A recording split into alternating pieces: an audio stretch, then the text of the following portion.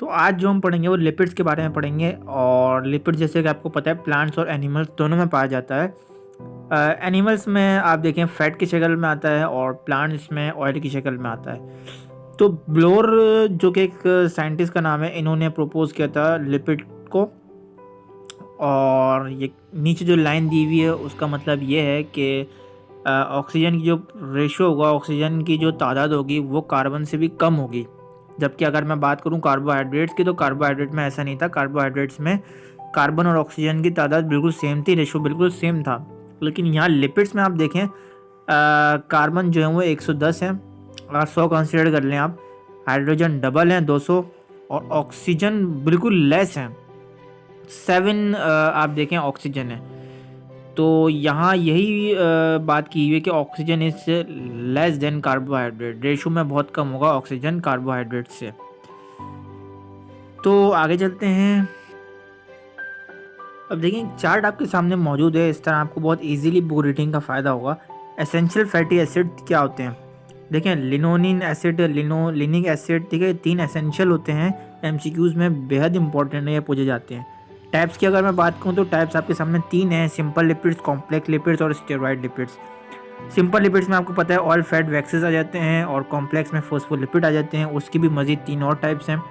और स्टेरॉइड में cholesterol, colic acid और प्रोजेस्टेरोन वगैरह वगैरह, ये 3 चीज़ें आ जाती हैं। तो ये आप याद कर सकते हैं, स्क्रीनशॉट ले सकते हैं याद करने के लिए। अब देखें लिपिड्स की जो है वो आप 4 हिस्सों में डिवाइड होता है। देखें पहली चीज़ जो होती है वो एसाइल ग्लाइसरोल आती है, ठीक है। एसाइल ग्लाइसरोल में क्या है, फैट्स एंड ऑयल आएंगे। अब देखें 16 kg जो होता है वो मतलब कितनी एनर्जी के बराबर होता है, वो 144,000 केकल एनर्जी के बराबर होता है, इतना ज़्यादा, ठीक है ना।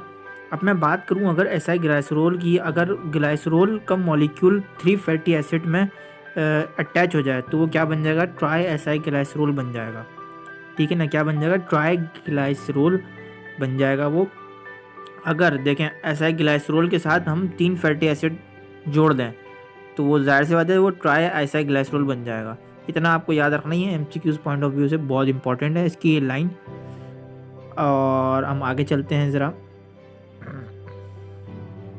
तो यहाँ आप देख सकते हैं इसकी 2 टाइप्स होती हैं बेसिकली एसाइल ग्लाइसरोल की। नंबर 1 सैचुरेटेड एसाइल ग्लाइसरोल और नंबर 2 अनसैचुरेटेड एसाइल ग्लाइसरोल, जिसको ऑयल फैट्स और ऑयल कहते हैं, ठीक है ना। अच्छा फैट्स की मैं बात करूँ तो फैट्स के अंदर डबल बॉन्ड नहीं होता, फैट्स के अंदर सिंगल बॉन्ड पाया जाता है, और ये सॉलिड होते हैं, ठीक है। और ये अमूमन एनिमल्स के अंदर पाए जाते हैं ना। तो इसकी एग्जांपल आप याद रख सकते हैं, स्टेरिन हो गया, फाउंड इन बीफ मटन हो गया, ठीक है।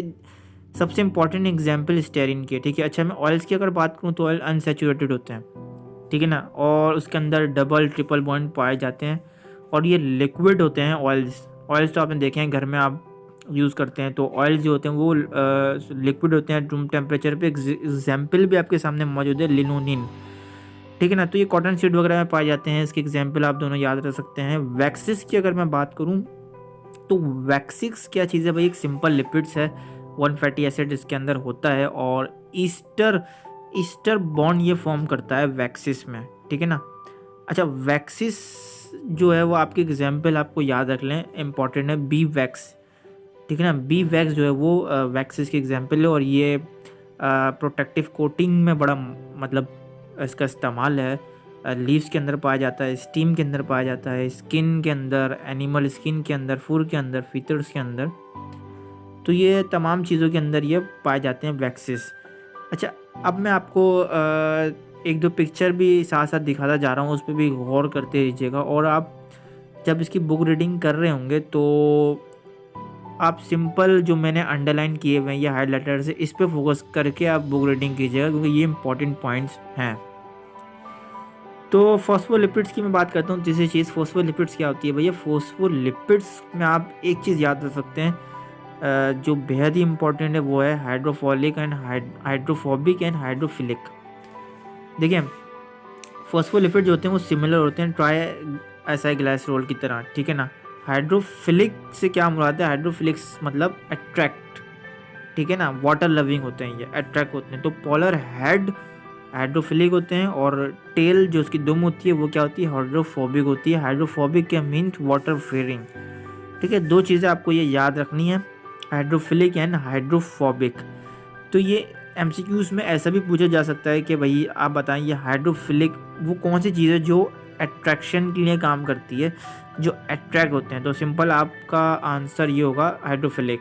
और वो कौन सी चीज़ है जो रिपेल्जन के लिए काम करती है, सिंपल आपका आंसर होगा हाइड्रोफोबिक। तो फॉस्फोलिपिड में ये 2 चीज़ें बहुत इंपॉर्टेंट है जो हमने अभी आज डिस्कस करी है। अब चौथी चीज़ जो आती है वो टर्पेनॉइड्स आती है। देखें टर्पेनॉइड्स जो मज़ीद 3 क्लासेस में जाके क्लासीफाई होता है, स्टेरॉइड, कैरोटीनॉइड्स एंड टर्पेन्स, ठीक है ना। तो अगर मैं बात करूँ टर्पेन्स की, तो टर्पेन्स जो होता है परफ्यूम वगैरह में पाया जाता है, ठीक है ना। और आइसोप्रोनेट इसका यूनिट होता है, इसका फार्मूला क्या होता है, C5H8 इसका बेसिकली फार्मूला होता है। अब आप देख सकते हैं यहाँ पर myrcene from oil of baby, geraniol from rose, ये लाइन आप रट लें, ये मतलब हर एमसीक्यूज़ में आपको मिलेगी, ठीक है ना। ये किस किस से बनता है, जेरेन ऑयल रोज से बनता है, ठीक है ना। ये तमाम चीज़ें आपको मिलेंगी। अच्छा, अब मैं सेकंड चीज़ पे आता हूँ, बेहद इंपॉर्टेंट चीज़ है, वो है स्टेरॉइड्स। स्टेरॉइड्स देखें 6 मेंबर कार्बन रिंग्स होती हैं इनके अंदर ना, लेकिन इसका जो एंड वाला जो हिस्सा होता है वो 5 मेंबर का होता है, ठीक है ना। 3 जो होती हैं वो तो 6 की होती हैं, लेकिन एंड वाला 5 होता है, यही पहचान है स्टेरॉइड की, ठीक है। टोटल 17 कार्बन आइटम्स पाए जाते हैं इसके अंदर, ठीक है ना।